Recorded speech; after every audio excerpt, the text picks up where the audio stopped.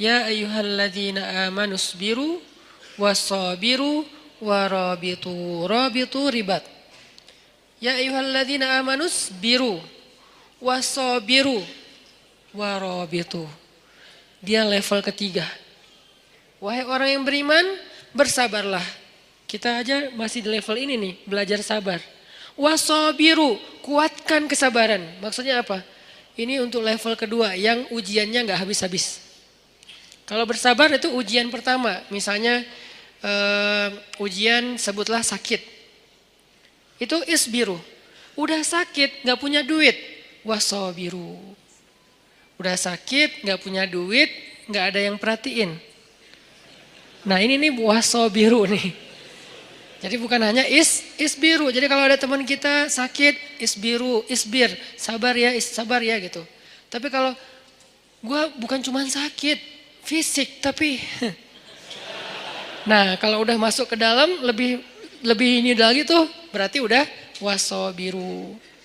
Berkali-kali terus saja diuji dengan ujian yang bertubi-tubi. Udah sakit, tadi ditinggalin orang yang dia udah sempat kegeeran. Atau diharkosin, ya harapan kosong gitu kan.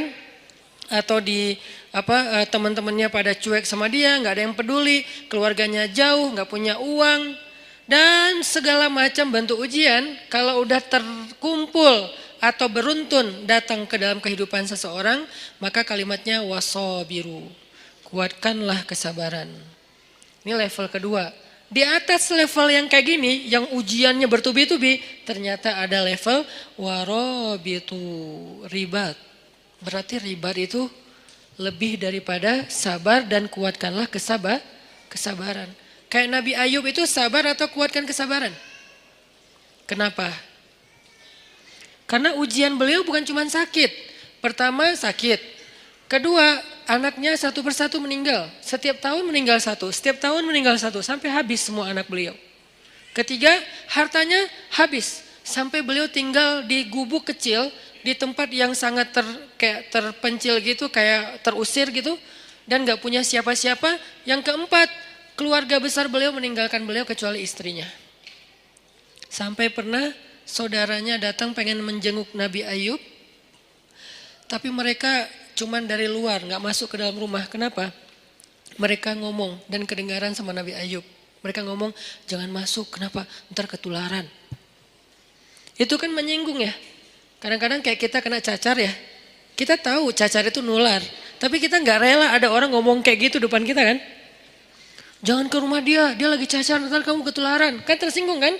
Walaupun itu gak ada yang salah. Dia gak ngegibah, dia gak ngegibah sih. Salah, emang gibah sih itu mah. Karena definisi gibah sesuatu yang engkau bicarakan benar, tapi orang yang mendengarnya gak nyaman, itu gibah. Kebenaran yang kita bicarakan, tapi orang yang mendengar itu objeknya gak nyaman, sedih minimal. Kalau gak sakit hati itu gibah. Ya berarti gibah. Nah ini kan kita gak mau. Nah itu namanya wasabiru. Nabi Ayub dengan level yang udah luar biasa dahsyatnya ujian beliau disebut dengan kata-kata wasabiru. Tapi ribat di atasnya lagi, isbiru, wasabiru, warabitu. Sehingga orang yang itikaf di masjid, walaupun cuma dari maghrib ke isya, karena itu waktu itikaf paling pendek, intidharus shalah ba'da shalah, menunggu sholat setelah sholat itu yang paling gampang kan? Nunggu isya setelah maghrib. Yang paling capek nunggu subuh setelah isya. Ini Ramadan lah, Ramadan setahun sekali oke. Kalau nunggu zuhur dari subuh kayaknya jarang karena kita rata-rata nggak nunggu soalnya sibuk dengan kegiatan. Kalau dari isya sampai subuh juga jarang. Jadi paling gampang tuh nunggu isya setelah maghrib. Itu udah iktikaf. Nah siapa yang melakukan itu kayak sekarang kita nih sambil santai sambil dengar ceramah dari maghrib sampai isya pahalanya ribat. Bukan pahala sabar, bukan pahala sabir. Bukan isbir, bukan sabiru. Bukan. Tapi rabitu, ribat. Fadzalikumur ribat. Itu disebut dengan ribat kata Nabi.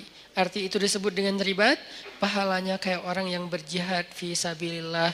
Maka absyiru. Berbahagialah ketika kita ada di rumah Allah. Nggak ada tempat lain yang dapat pahala kayak gitu. Walaupun yang lain boleh. Saya paling nggak suka ngebandingin dalam bahasa judgment. Kalau ngebandingin dalam bahasa motivasi boleh. Contoh bahasa ngebandingin dengan bahasa judgment gimana? Di masjid berpahala, di yang lain itu dosa. Nah ini nih judgment. Kalau memotivasi, di masjid berpahala, yang lain juga nggak apa-apa. Karena kan area mubah dalam Islam itu luas banget kan. Apa hukum nongkrong di kafe? Haram. Siapa bilang haram? Lihat dulu kafenya gimana, dia nongkrongnya ngapain. Kalau dia lakuin dosa kayak berdua-duaan, oke, jadi bukan nongkrongnya tuh, khalwatnya. Kalau dia di situ kayak berjudi, berarti judinya. Kalau dia di situ misalnya kayak menggibah, berarti kumpulan gibahnya, perkataan yang sia-sianya. Tapi kalau dia nongkrong sekedar istirahat sebentar, sekarang namanya kafe, dulu namanya warung kopi. Kenapa di warung kopi boleh, di kafe nggak boleh? Lagi-lagi kayak kemarin. Kenapa bergaul boleh, gaul nggak boleh? Ya, kita terjebak dalam diksi. Warung kopi boleh, kafe nggak boleh, padahal sama aja, cuman istilahnya beda. Tapi kan banyak kafe yang aneh-aneh. Allah alam, di Bandung sih banyak yang nggak aneh. Keren-keren lah, artinya kafenya masih standar. Jadi saya nggak mau menjudge bahwa yang selain di masjid sia-sia, yang selain di masjid dosa, yang selain di masjid ahli neraka. Ya nggak gitu juga kali ya. Tapi di masjid terbaik, itu udah pasti. Nggak boleh diragukan dan nggak boleh diperdebatkan. Kenapa? Karena sebentar aja di masjid pahalanya udah kayak jihad. Ada gitu tempat kayak gitu di luar? Ada. Di tempat orang sakit. Siapa yang datang ke rumah sakit atau ke rumah orang yang sakit, maka dia seperti berjalan di antara taman-taman surga. Seperti berjalan di antara taman-taman surga. Itu maksud Nabi itu sebaik-baik tempat di muka bumi itu masjid, maksudnya motivasi, bukan ngebanding-bandingin terus coret semua selain masjid, enggak gitu juga. Jadi buat teman-teman kadang ada yang nongkrong di mana, saya juga nongkrong. Enggak apa-apa, tapi masjid harus jadi tongkrongan favorit. Yang lain kayak gimmick atau tambahan-tambahan kayak bonus lah ya.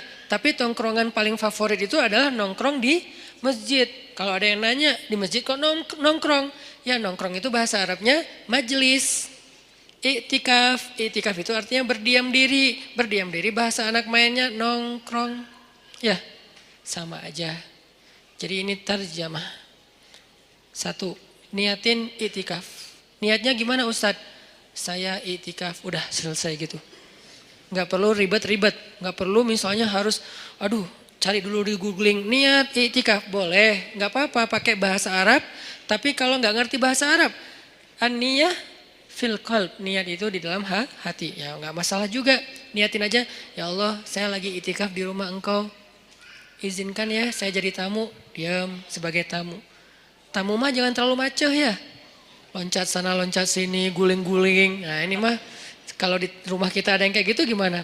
Anak kecil aja, dede, takut pecah inilah apa segala macam. Nah apalagi rumah Allah. Bertamu tenang, saking tenangnya sakinah.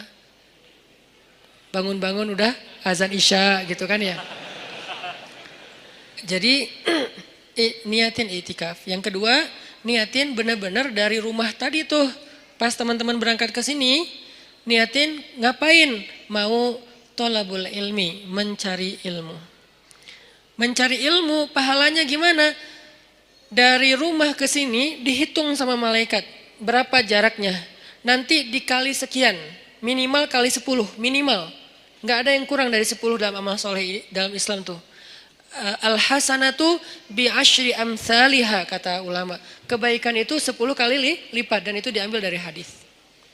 Minimal 10, maksimal bi ghairi hisab, enggak ada batas, itu maksimal. Sehingga kalau kita niatin datang ke sini pengen cari ilmu, selain tadi i'tikaf nongkrong di rumah Allah, karena rumah terbaik itu rumah Allah, saya senang aja demen banget nongkrong di rumah Allah, nyaman gitu, dapat rahmat dari Allah. Nah itu udah keren. Satu lagi cari ilmu. Sehingga jarak dari rumah ke tempat kita ini, ke masjid, nanti dikali sekian oleh malaikat, mudah-mudahan dikalinya ribuan. Kalau dikali 1000, misalnya jaraknya kalau dari rumah saya ke sini sekitar 1 kilo, berarti saya udah lebih didekatkan ke surga 1000 kilo. Jadi saya motong jalan ke surga 1000 kilo. Dari mana hitungannya Ustaz? Dari hisab.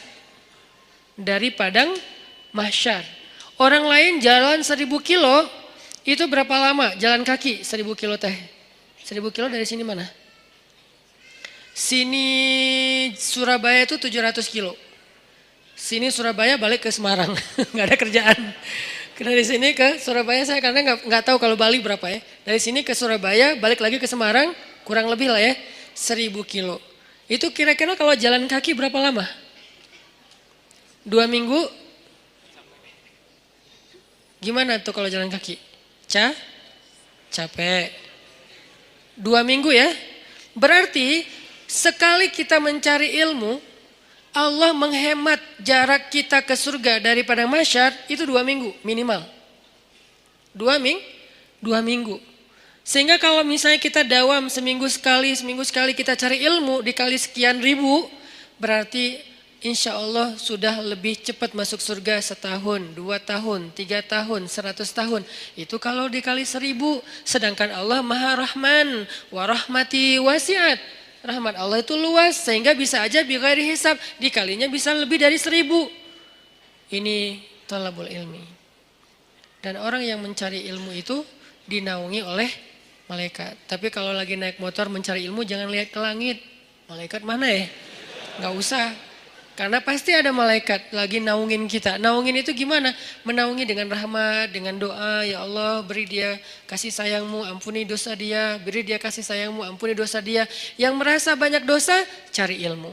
Yang merasa banyak dosa, duduk dalam rumah Allah.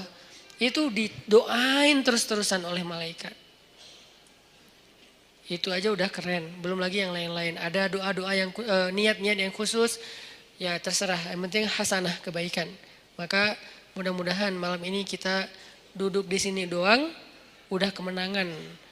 Kata Allah, ulaika ala hudam mir rabbihim wa ulaika humul muflihun. Ketika kita ala hudan berada di dalam jalannya Allah yang baik, yang benar yaitu di masjid, cari ilmu, berarti muflihun, orang yang beruntung. Qad aflahal mu'minun. Dan seperti inilah